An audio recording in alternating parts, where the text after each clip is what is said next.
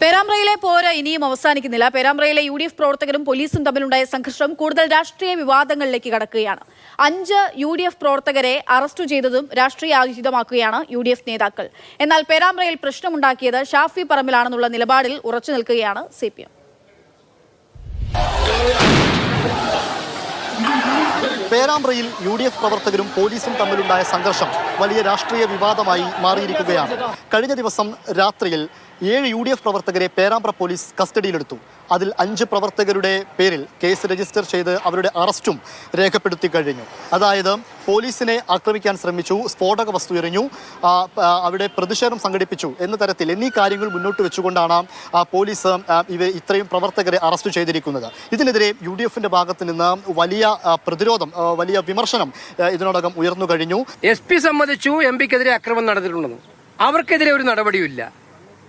ഇത് നേരത്തെ CPM ഒരു കഥയുണ്ടാക്കി. അവിടെ കോൺഗ്രസ് പ്രവർത്തകർ സ്ഫോടക വസ്തുക്കൾ എറിഞ്ഞു, UDF പ്രവർത്തകർ സ്ഫോടക വസ്തുക്കൾ എറിഞ്ഞു. അങ്ങനെയാണ് അവിടെ സ്ഫോടനം ഉണ്ടായത്.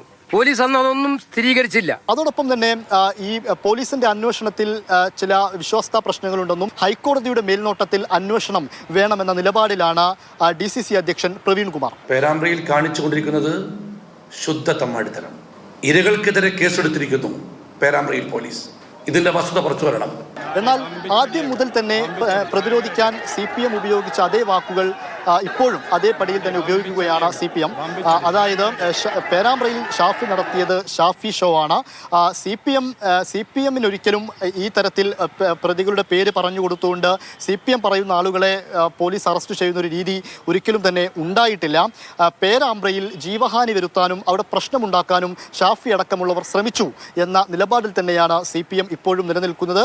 ഷാഫിയുടെ ഷോ ഇതുപോലെയുള്ള പ്രബുദ്ധമായ രാഷ്ട്രീയമുള്ളൊരു മണ്ണിലൊന്നും നടക്കുന്ന കാര്യമല്ല. ഷാഫി ഒരു യുദ്ധത്തിന് വന്നപ്പോൾ അപ്പുറത്ത് സൈന്യമില്ല, പിന്നെ ആകെ കണ്ടത് എന്താണ്? പോലീസിനെയാണ്. ഷാഫി ലക്ഷ്യം വെച്ചത് ജീവൻ അപഹരിക്കാൻ ഉൾപ്പെടെയാണോ എന്ന് പരിശോധിക്കേണ്ടതുണ്ട്. ഇംതിയാസ് കരീം, മാതൃഭൂമി ന്യൂസ്, കോഴിക്കോട്.